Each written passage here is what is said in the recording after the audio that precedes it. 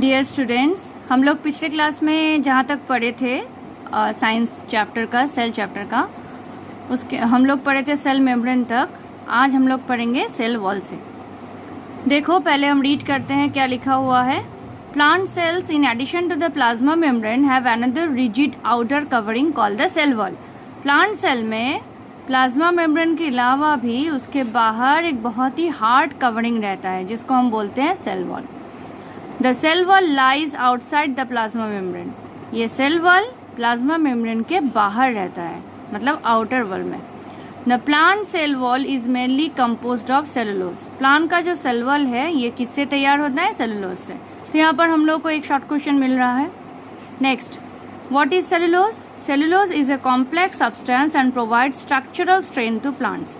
Cellulose एक बहुत ही complex substance है और स्ट्रक्चरल स्ट्रेंथ देता है प्लांट को। When a living plant cell loses water through osmosis, there is shrinkage or contraction of the contents of the cell away from the cell wall. जब कोई living plant cell के अंदर से पानी चला जाता है, लॉस करता है water through the osmosis process, there is shrinkage, मतलब सेल थोड़ा श्रिंक कर जाता है, सिकुड़ जाता है और कॉन्ट्रैक्ट कर जाता है, और उसके अंदर का जो कंटेंट है वो भी इसके साथ साथ कॉन्ट्रैक्ट कर जाता है।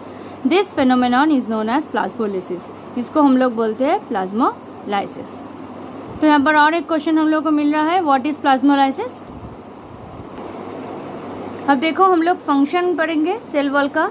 Cell walls permit the cells of plants, fungi and bacteria to withstand very dilute और एक्सटर्नल मीडिया विदाउट बर्स्टिंग। बहुत बाहर का मीडिया और मीडियम जब बहुत डाइल्यूटेड हो जाता है तब सेल वॉल सेल को बर्स्ट करने से प्रोटेक्ट करता है ताकि ये फट ना जाए। इन सच मीडिया, मीडिया मतलब medium, the cells tend to take up water by osmosis. In situation में सेल्स क्या करता है? वाटर लेता है ऑस्मोसिस प्रोसेस से। द सेल स्वेल्स, उसके बाद सेल फूल जाता है, building up pressure against the cell wall. Cell wall के अगेंस्ट में प्रेशर बिल्डअप होता है। The wall exerts an equal pressure against the swollen cell. ये सेल वॉल क्या करता है? इक्वल प्रेशर देता है सेल के वॉल में। Because of their walls such cells can withstand much greater changes in the surrounding medium than animal cell. इसलिए animal cell के अलावा, एनिमल सेल को छोड़ के, एनिमल सेल के बॉडी, एनिमल सेल के बाहर ये सेल वॉल नहीं रहता, प्लांट सेल के बाहर रहता है।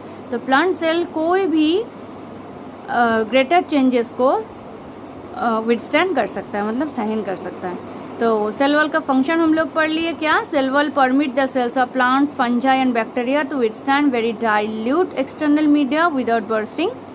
अब ये कैसे होता है ये वाला भी यहाँ पर लिखा हुआ है, इसको भी पढ़ना होगा। नेक्स्ट, बहुत इंपॉर्टेंट पोर्शन में हम लोग आ रहे हैं, न्यूक्लियस। सेल के एकदम सेंटर में जो मेन पोर्शन रहता है सेल का वो है न्यूक्लियस। न्यूक्लियस में ही सेल का सब काम होता है। देखो, the nucleus has a double layered covering called nuclear membrane. Nucleus के बाहर एक डबल लेयर्ड कवरिंग रहता है, उसको हम लोग बोलते हैं क्या? Nuclear membrane. The nuclear membrane has pores. Nuclear membrane में रहता है पोर्स, मतलब छेद, which allow the transfer of material from inside the nucleus to its outside. ये क्या करता है? ये जो पोर्स रहता है वो ट्रांसफरिंग करता है मटेरियल का इनसाइड न्यूक्लियस के अंदर से बाहर तक, that is to the cytoplasm, मतलब साइटोप्लाज्म में। हम लोग पिछले वीडियो में बोले थे कि सेल का दो पार्ट रहता है, एक रहता है फ्लूइड पार्ट जिसको हम साइटोप्लाज्म बोलते हैं, और दूसरा रहता है न्यूक्लियस जिसके जो साइटोप्लाज्म में रहता है और वो सेंटर ऑफ द सेल है। द न्यूक्लियस, अब हम लोग देख लेंगे न्यूक्लियस में क्या क्या रहता है। The nucleus contain chromosome. Nucleus में रहता है क्रोमोसोम्स, जो हम बाद में जानेंगे कि क्रोमोसोम क्या होता है, which are visible as rod shaped structures only when the cell is about to divide। जब ये सेल डिविजन करेगा वो तब ये क्रोमोसोम रॉड का आकार ले लेता है, रॉड शेप स्ट्रक्चर ले लेता है। क्रोमोसोम्स क्या करता है? Chromosomes contain information for inheritance of features from parents to next generation in the form of DNA.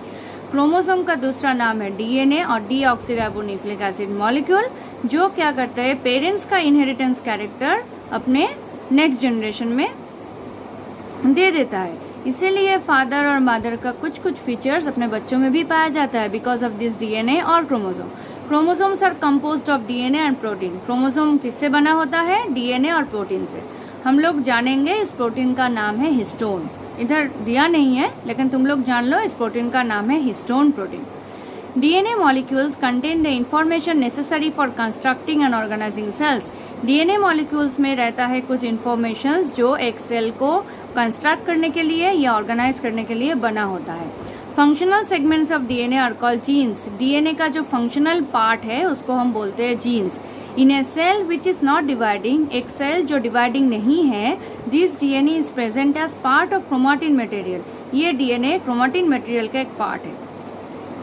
Chromatin material is visible as entangled mass of thread like structure. ये chromatin material जो है वो cell के अंदर thread like structures की तरह दिखता है।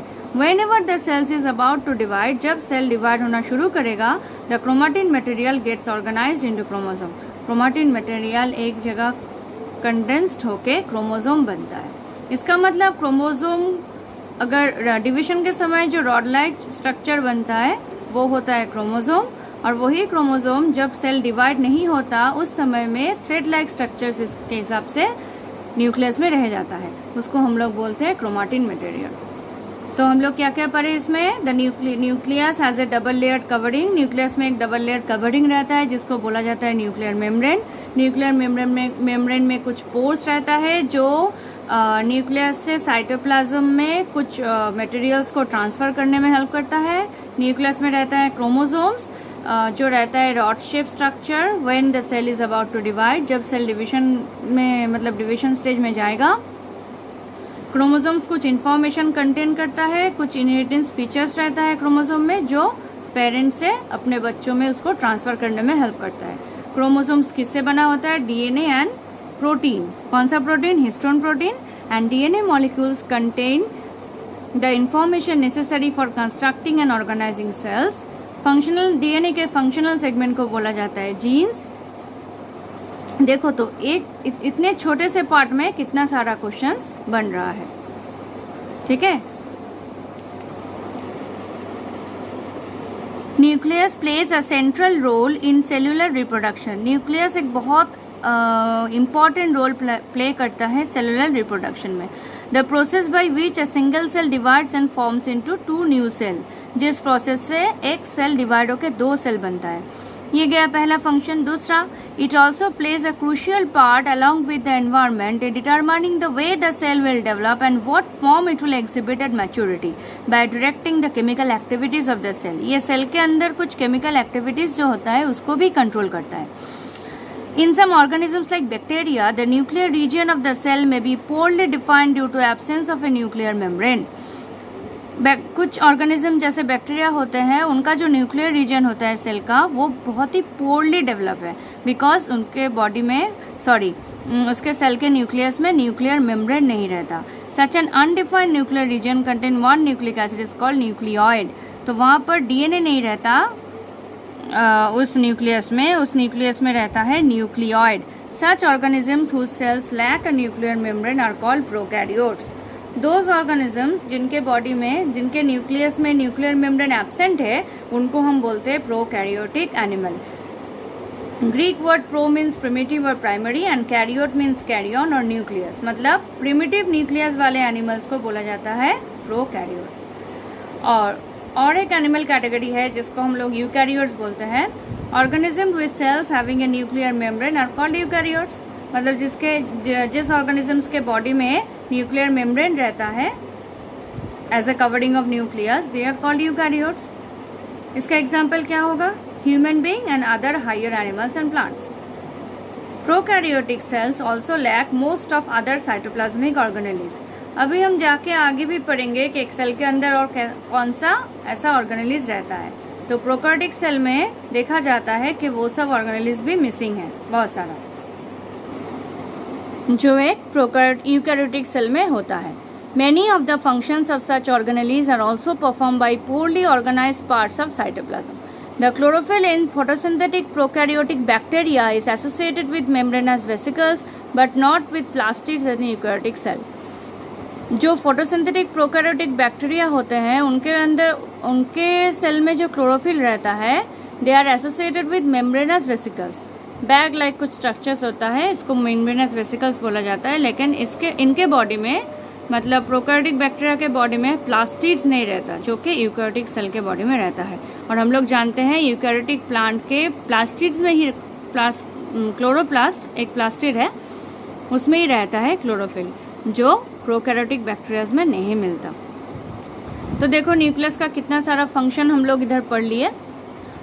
अब हम नेक्स्ट सेक्टर में आते हैं। देखो इधर फिगर 5.4 में प्रोकैरियोटिक सेल वॉल का उसका एक डायग्राम दिया हुआ है। देखो कैसा दिखता है। ये एक बैक्टीरियक सेल वॉल है जिसका मेनली 4 पोर्शन दिख रहा है। एक तो सेल वॉल, एकदम आउटर कवरिंग, उसके अंदर एक और एक लेयर दिख रहा है, वो है प्लाज्मा मेम्ब्रेन, फिर राइबोसोम। ये सेल ऑर्गेनेल के बारे में अभी हम लोग नहीं जाने, आगे जानेंगे। और अंदर जो एक कॉइल्ड पार्ट है उसको हम लोग बोलते हैं nucleoid. It is mostly made up of nucleosome but not DNA. Next, अब हम लोग पढ़ेंगे साइटोप्लाज्म के बारे में।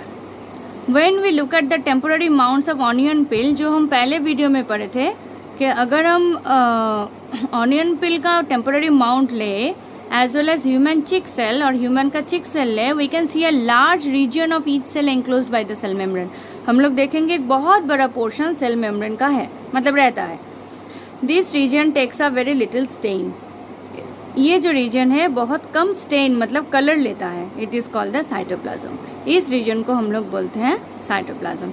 The cytoplasm is the fluid content inside the cytoplasm is the fluid content inside the plasma membrane. मतलब प्लाज्मा मेम्ब्रेन के अंदर जो फ्लूइड रहता है उसी को हम बोलेंगे cytoplasm. It also contain many specialised cell organelles. इसके अंदर बहुत सारा सेल ऑर्गेनेलीज रहता है जिनका अलग अलग फंक्शन है, रोल है सेल में। Each of this organelles performs a specific function for the cell. और हर एक ऑर्गेनेली का अलग अलग फंक्शन है। Cell organelles are enclosed by membranes. In prokaryotes, beside the absence of defined nuclear region, the membrane-bound cell organelles are also absent. Prokaryotes में ना ही nuclear region में न्यूक्लियर रीजन के बाहर न्यूक्लियर एनवेलप रहता है, ना ही बहुत सारा सेल ऑर्गेनेलीज रहता है। On the other hand, the eukaryotic cells have nuclear membrane as well as membrane enclosed organelles. लेकिन यूकैरियोटिक सेल इसका उल्टा है, इसमें न्यूक्लियर मेम्ब्रेन भी रहता है और बहुत सारा मेम्ब्रेन बाउंड ऑर्गेनेलीज भी रहता है। The significance of membranes can be illustrated with the example of viruses. Viruses lack any membrane. Virus के बॉडी में कोई आउटर कवरिंग नहीं है and hence do not show characteristic of life. इसलिए वो लोग कभी भी लाइफ का उन लोगों में कोई भी कैरेक्टरिस्टिक देखा नहीं जाता until they enter a living body. जब तक वो कोई लिविंग बॉडी के अंदर ना घुस जाए and use its cell machinery to multiply. Virus तभी एक्टिव होता है, तभी रिप्रोडक्शन कर सकता है जब वो कोई लिविंग सेल के अंदर रहता है, लिविंग बॉडी के अंदर रहता है, because they lack of any membranes.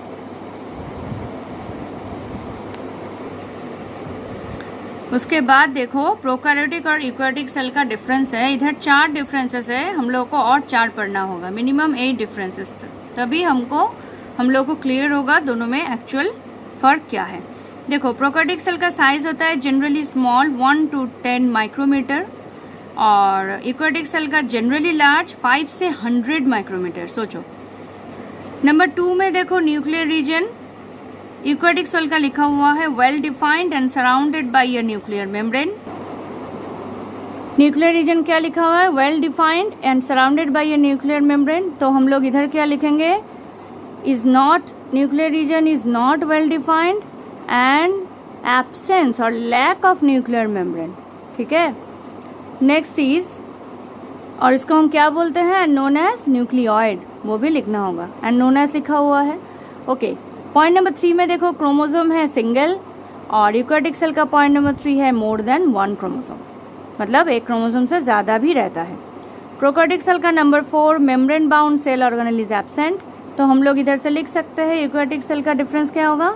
Membrane bound cell organelles are present. Next video में हम लोग पढ़ेंगे सेल ऑर्गेनेलीज और कितना सारा सेल ऑर्गेनेलीज रहता है, उसका सारा फंक्शन और स्ट्रक्चर, फिर डायग्राम। और उसके बाद वाले वीडियो में हम लोग जानेंगे इसमें कि इससे क्या क्या possible MCQs, very short and long question answers क्या क्या आ सकता है, एंड पॉसिबल इम्पॉर्टेंट डायग्राम्स भी। इसके साथ एनसीईआरटी क्वेश्चन आंसर भी हम लोग सॉल्व करेंगे और इनसाइड क्वेश्चन आंसर भी सॉल्व करेंगे। लेकिन उससे पहले चैप्टर पढ़ लेना बहुत ज़रूरी है। इसलिए डियर स्टूडेंट्स, मेरे साथ रहो, मेरे वीडियो को फॉलो करते रहो, और अगर तुम लोगों को अगर अच्छा लगे तो मेरे वीडियो को लाइक और शेयर और सब्सक्राइब ज़रूर कर देना। और कोई भी क्वेश्चन हो तो कमेंट बॉक्स में मुझे पूछ सकते हो।